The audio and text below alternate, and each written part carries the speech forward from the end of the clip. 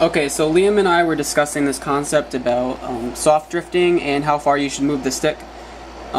He was saying that it's really not worth figuring it out because humans aren't going to really need to use this, but I mean a couple years down the line maybe world record holders will be using this, or even still right now maybe it is more advantageous than he thinks.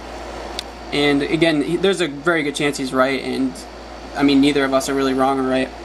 But I just wanted to expand on the concept quickly. I'm not going to go into too much detail on that. So basically I drew out a few like rough hexagons, and I had 3 questions basically. So basically on the second turn of Delfino Square, Fox does this thing where he the usual soft drift, as we know, is just putting it up like this, just diagonally, right? It just makes it easier, but apparently you can move it like halfway. That's what Fox does. He moves the stick halfway. I tried looking up the Ghost Input Viewer, but that is not working too well. It's kind of a glitchy service, and I'm just not getting it. So, my questions, there's 3 questions. The first question is, does he move it halfway, or does he move it 3/7? Whatever direction he's moving it in, is it a sorry, not what Fox is doing, but what is optimal for the fastest mini turbo? Is it a 3/7 drift? Because that's what I see on TAS inputs all the time. I see the little thing in the corner, it always goes 3,7. Or do you want to go 50%?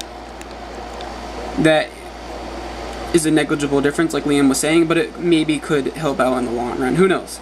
And obviously I need to work on like more basic driving stuff before worrying about this, but I would like to know anyway, because why not get into better habits?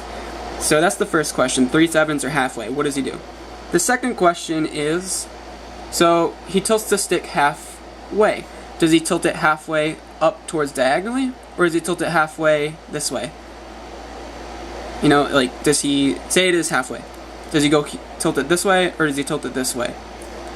Now the third question, and this one kind of encompasses it all together, it's a little bit more complicated. So basically, for simplicity's sake, let's assume that it's not 3/7, halfway is optimal, okay? So, and we're also going to assume, just for simplicity's sake, for the explanation of this concept, does he want to move it halfway? Okay, sorry, so this is a crude drawing, so apparently I just drew a line through this axis, so, like at the corners, so this would be the halfway mark. Does the optimal driver, do they want to, oh sorry, so we're going to assume that moving it 50% is the best option diagonally. So halfway up the diagonal thing, like this is the diagonal line, you want to go halfway. We're assuming that's the thing, right? And we're assuming 50% is 50% up is what we're aiming for. But since it's diagonal, is it counting for this axis? And what I mean by that is, so we'd also have an axis here, we'd have an axis everywhere. This would be the 50% mark, right, for this? But as you can see, it's shorter than the 50% mark for the left and right one.